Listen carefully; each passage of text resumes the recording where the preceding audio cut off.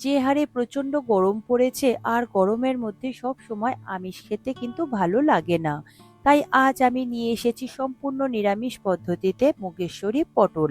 কি যে অপূর্ব খেতে হয়, বানিয়ে না খেলে বুঝতেই পারবেন না। ঘরোয়া কয়েকটা উপকরণ দিয়ে খুব সহজে তৈরি হয়ে যায়। নমস্কার বন্ধুরা, কিচেন টেকনিকে আপনাদের সবাইকে স্বাগত। আমি মধুমিতা। আজ নিয়ে এসেছি একটা দারুণ স্বাদের রেসিপি। চলুন দেখে নেওয়া যাক। মুগেশ্বরী পটলের জন্য আমি এখানে বেশ কিছু পটল কেটে নিয়েছি। পটলগুলো অল্প করে একটু খোসা রেখে ছাড়িয়ে নিয়েছি। দুটো সাইডের মুখটাকে কেটে বাদ দিয়েছি আর আমি একটা দু টুকরো করে নিয়েছি। পটলগুলো একটু বড় সাইজের রয়েছে বলে, আপনাদের যদি পটল ছোট সাইজের হয় তাহলে গোটা রাখবেন আর দুটো সাইডে অল্প করে একটু কেটে দেবেন। এরপর পটলটা খুব ভালো করে ধুয়ে জল ঝরিয়ে রেখে দেবেন। এরপর একটা মশলা রেডি করে নেব। তার জন্য একটা বোল নিয়েছি, তাতে দিয়ে দেব স্বাদ অনুযায়ী নুন, আর দিয়ে দেব হাফ চা চামচ হলুদ গুঁড়ো, আর দেব এক চা চামচ ভাজা জিরের গুঁড়ো, আর দেব এক চা চামচ ধনে গুঁড়ো, আর দিয়ে দেব হাফ চা চামচ কাশ্মীরি লঙ্কার গুঁড়ো। কাশ্মীরি লঙ্কার গুঁড়োর পরিবর্তে ঝাল লঙ্কার গুঁড়ো ব্যবহার করতে পারেন। দেব এক চা চামচ আদা বাটা, আর ঝালের জন্য দিয়ে দেব এক চা চামচ কাঁচা লঙ্কা বাটা। তবে ঝালটা আপনারা নিজেদের টেস্ট অনুযায়ী দেবেন। এরপর এর মধ্যে সামান্য একটু জল দেবেন, দিয়ে খুব ভালো করে মিশিয়ে নেবেন যাতে মশলার কোনো রকম দলা ভাব না থাকে। এইভাবে মশলাটা জলের সাথে মিশিয়ে নিলে মশলাটা কড়াইতে কষবার সময় আর পুড়ে যায় না। দেখুন মশলাটা খুব সুন্দর করে আমি মিশিয়ে নিয়েছি, এটাকে এবার আমি সরিয়ে রাখবো। এরপর নিয়েছি মুগ ডাল। মুগ ডাল আমি এখানে 200 গ্রাম মতো নিয়েছি, আপনারা নিজেদের প্রয়োজন মতো নিয়ে নেবেন। মুগ ডালটা আমি আগে থেকে ধুয়ে নেব না, আগে শুকনো কড়াইতে ভেজে নেব, তারপর ধুয়ে নেব। তার জন্য দেখুন আমি একটা কড়াই নিয়েছি। কড়াইটা গরম হলে তার মধ্যে আমি মুগ ডালটা দিয়ে দেব। মুগ ডাল দেওয়ার পরে গ্যাসের ফ্লেমটাকে লোতে রেখে মুগ ডালটাকে খুব ভালো করে ভেজে নিতে হবে। মুগ ডালটা দেখবেন একটু হালকা লালচে ভাব চলে আসবে, ঠিক সেই রকম পর্যন্ত আপনারা ভেজে নেবেন, তবে কালো করে ভাজবেন না।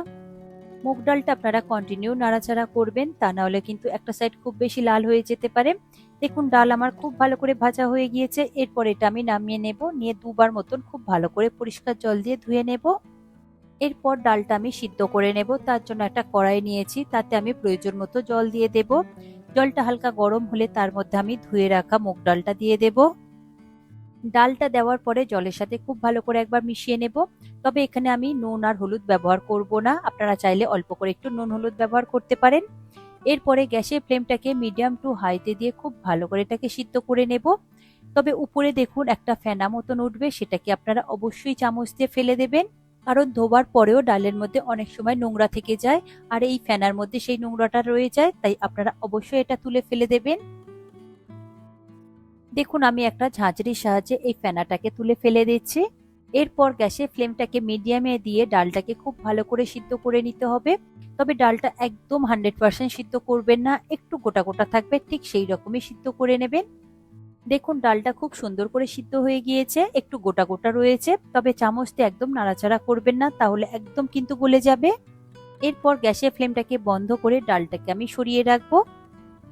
এবার আমি পটলগুলো ভেজে নেব। তার জন্য একটা ফ্রাই প্যান নিয়েছি, তাতে দিয়ে দেব 1 থেকে 2 টেবিল চামচ মতন সর্ষের তেল। তেল গরম হলে তার মধ্যে দিয়ে দেব দুটো তেজপাতা আর দুটো শুকনো লঙ্কা, আর সঙ্গে দিয়ে দেব 1 চা চামচ গোটা জিরে। গ্যাসের ফ্লেমটাকে লোতে রেখে সবকটা শুকনো মশলা খুব ভালো করে ভেজে নিতে হবে। যখন সুন্দর একটা গন্ধ বেরোবে ঠিক সেই সময় দিয়ে দেব কেটে রাখা পটল। পটলগুলো দিয়ে গ্যাসের ফ্লেমটাকে মিডিয়াম টু হাইতে রেখে পটলগুলোকে বেশ নাড়াচাড়া করে নেব।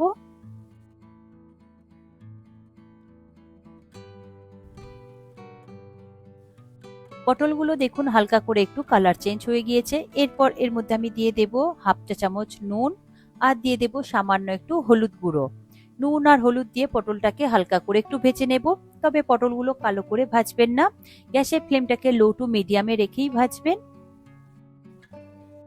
দেখুন পটলগুলো আমি বেশ নাড়াচাড়া করে হালকা করে ভেজে নিয়েছি, পটলগুলো কিন্তু অনেকটাই নরম হয়ে গিয়েছে। আর পটলগুলো দেখুন হালকা করে লাল লাল হয়ে এসেছে, তবে এর থেকে বেশি কালো করে ভাজবার প্রয়োজন নেই। এরপর এর মধ্যে আমি দিয়ে দেব যে মশলাটা আমি গুলে রেখেছিলাম, সেই মশলাটা নিয়েছি। সেই মশলাটা দেওয়ার পরে গ্যাসের ফ্লেমটাকে লোতে রেখে পটলের সাথে খুব ভালো করে মশলাটা কষিয়ে নিতে হবে। কারণ মশলার মধ্যে আদা আর কাঁচা লঙ্কা রয়েছে। আদার কাঁচা গন্ধটা চলে যাওয়া পর্যন্ত খুব ভালো করে একটু কষিয়ে নিতে হবে। পটলের সাথে মশলাটা 2 থেকে 3 মিনিট মতো কষিয়ে নেবেন।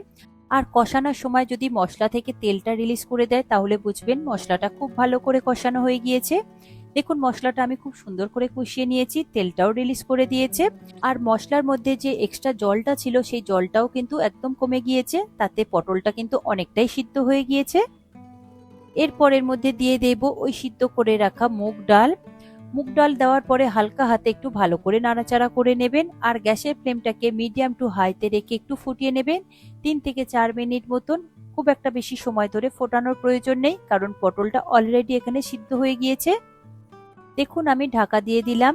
তারপর 3 থেকে 4 মিনিট পরে আমি ঢাকা খুলে দেখছি, দেখুন পটলটাও খুব সুন্দরভাবে সিদ্ধ হয়ে গিয়েছে, ডালটা অনেকটাই জলটা কমে গিয়েছে। তবে এখানে কোনো রকম জলের ব্যবহার করবেন না, মুগেশ্বরী পটল এই রকমই মাখো মাখো হয়। এরপর এর মধ্যে দিয়ে দেব 1/2 চা চামচ গরম মশলা গুঁড়ো আর স্বাদের ব্যালেন্সের জন্য দিয়ে দেব 1 চা চামচ চিনি, কারণ মুগ ডাল রান্না করলে একটু মিষ্টি মিষ্টি বেশ ভালো লাগে, তাই চিনিটা আপনারা অবশ্যই অল্প হলেও ব্যবহার করবেন। এরপর দিয়ে দেব 1 চা চামচ মতন ঘি। ঘি দেওয়ার পরে গ্যাসের ফ্লেমটাকে আমি বন্ধ করে দিয়েছি। এরপর নিয়েছি ফ্রেশ নারকেল কোড়া, আমি নিয়েছি 2 থেকে 3 টেবিল চামচ মতন। আপনারা ফ্রেশ নারকেল কোড়া অবশ্যই ব্যবহার করবেন, দেখবেন খেতে অসম্ভব সুন্দর লাগে। এই নারকেল কোড়াটা এবার আমি ওই মুগেশ্বরী ডালের মধ্যে দিয়ে দেব, দিয়ে খুব ভালো করে একবার হালকা হাতে মিশিয়ে নেব। দেখুন নারকেল কোড়া দেওয়ার পরে খুব ভালো করে আমি মিশিয়ে নিয়েছি। খুব তাড়াহুড়ো করবেন না, তাহলে ডালগুলো একদমই গলে যাবে। একটু গোটা গোটা থাকলে দেখতে আর খেতে দুটোই বেশ ভালো লাগে। মিশানো হয়ে গেলে এটাকে আপনারা ঢেকে রেখে দেবেন 5 মিনিটের জন্য স্ট্যান্ডিং টাইমে। তারপর গরম গরম পরিবেশন করবেন, গরম ভাতের সাথে দারুণ সুন্দর খেতে লাগে। এছাড়া আপনারা রুটি পরোটা যে কোনো কিছুর সাথেও খেতে পারেন, খেতে কিন্তু অসম্ভব সুন্দর হয়। সম্পূর্ণ নিরামিষ পদ্ধতিতে তৈরি হয়েছে। দেখুন রেডি হয়ে গিয়েছে মুগেশ্বরী পটল। 5 মিনিট পরে আমি একটা বোলের মধ্যে এটাকে সার্ভ করে নিয়েছি। দেখুন কত সুন্দর দেখতে হয়েছে, তবে ঠান্ডা হলে এটা কিন্তু আরো একটু ঘন হয়ে যাবে। দেখুন কত সুন্দর ঘন হয়েছে, এই রকমই রাখবেন, এর থেকে বেশি পাতলা রাখবেন না, তাহলে খুব একটা বেশি ভালো লাগে না খেতে। গরমের সময় এই রকম কম তেল মশলা একটু হালকা পাতলা রান্না খেতে বেশ ভালো লাগে। আর এটা সম্পূর্ণ নিরামিষ পদ্ধতিতে তৈরি হয়েছে। আর এই রান্নাটা এতটাই সহজ যে যে কেউ এটা খুব সহজেই বানিয়ে নিতে পারবেন। আর ঘরে থাকা কয়েকটা উপকরণ দিয়েই তৈরি হয়ে যাচ্ছে, আর তবে স্বাদে আর গন্ধে কিন্তু দারুণ সুন্দর খেতে হয়। আর প্রতিটা স্টেপ ফলো করে আপনারা তৈরি করে নিন মুগেশ্বরী পটল।